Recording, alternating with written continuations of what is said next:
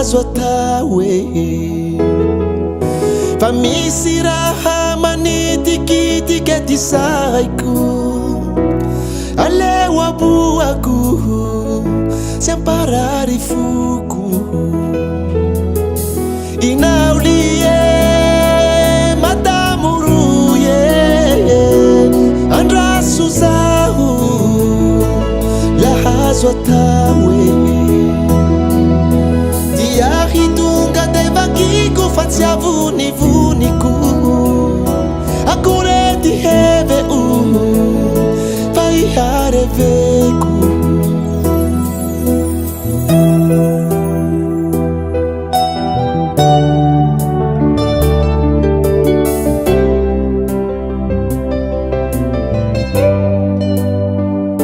Matari mapavande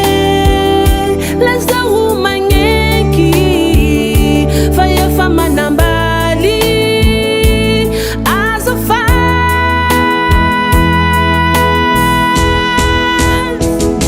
kasya fakapana tifyai nakupapane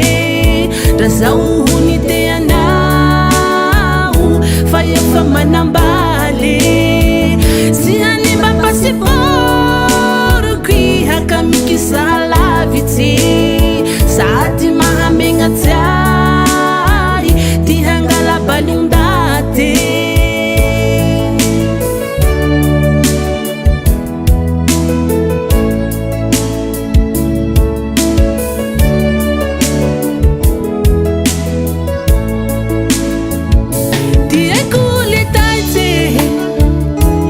Fukune endake fazahu matauti favali no misiaze tiekule tate ni fukune endake fazahu matauti favali no misiaze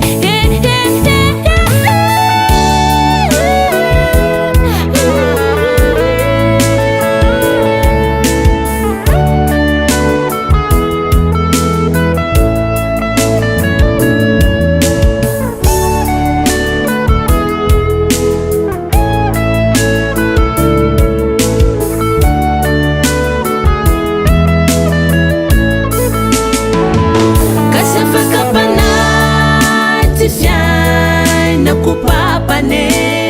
dasau niteanau faya fama nambale tihani ba passport kui hakamiki sahalaviti saadi mahamenga tai tihangala balundate kasafakapana tifyai nakupapane dasau niteanau faya fama nambale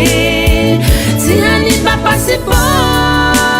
kui hakamiki sahalaviti saadi mahamenga tai tihangala balunda